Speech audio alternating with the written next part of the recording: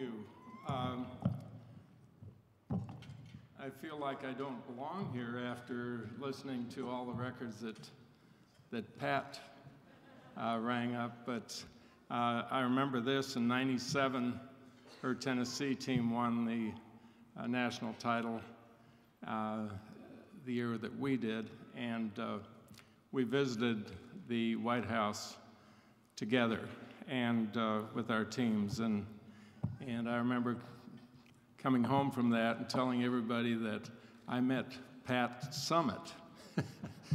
She's, I mean, when you talk about the records that she's established, it's just been unbelievable. Actually, one of the things that I'm most proud of is that I had Barry Goheen on my team in Seattle. I was coaching the East team against the West in the NABC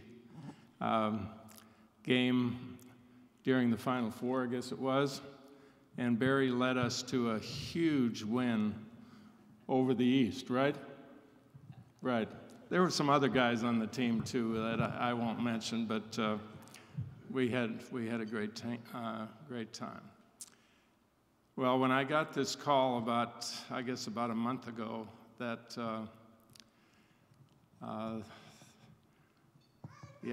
the Atlanta Tip-Off Club wanted to honor me in the Naismith with the Naismith Award, I thought, boy, if only you knew my background. It took me 17 years to make the Division I as a coach. I coached on the high school level for 13 years. I grew up in North Dakota. Not a whole lot of us have escaped from North Dakota, but I'm one who did. I went to college in Minneapolis and got my career started up in a town where I guess we had probably about 40 graduates in the graduating class. But I've made this statement many times. I was in coaching, when you add up all the years, 51 years, and I never had to go to work. I had the dream job. I loved what I was doing. I loved the opportunity to get to know so many outstanding young people, and I'm pleased to say that they've made me proud in terms of what they have done as individuals. After 13 years of coaching on the high school level, I came home one day and told my wife, Bobby, that I'm not going to be an old high school coach. I was tired of restroom duties, lunch line duties.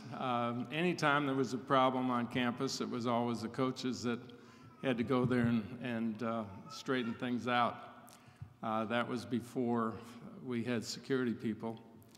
And so I came home and told Bobby, I'm not going to be an old high school coach. I'm going to apply for some junior college jobs or assistants at junior colleges, whatever. And I applied for a job at Long Beach City College, which was I think one of the largest JCs in the country, and met a gentleman by the name of Del Walker, who was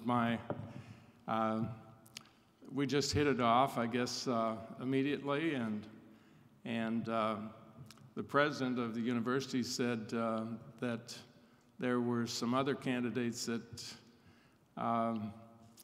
really had better records, and Del Walker told the president, if you are going to hire someone other than Lute Olson, then look for an athletic director also. And that's how I ended up getting that job. Then I went to Long Beach State after 4 years, and we had 4 great teams at Long Beach City. Went to Long Beach, and I was told by the administration there that if you take the job, there will be no problem.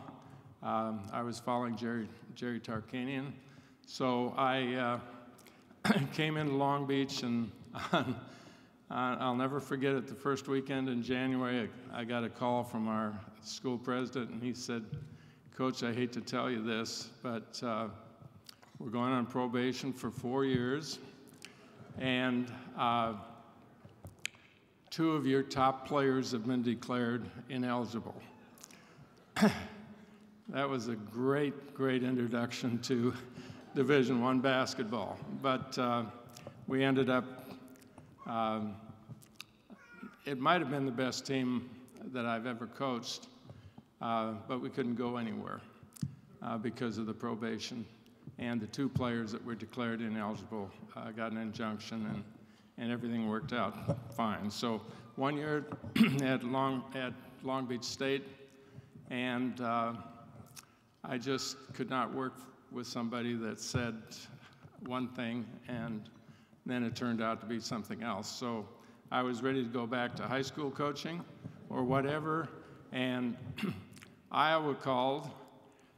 They were in 10th place in the Big Ten, so they had no other choices, I guess, other than me, and we got things rolling and ended up in 5 NCAA tournaments before I left there, and the 1980 team is the last Iowa team in 54 years that made it to the Final Four. So when that happens, get out of there.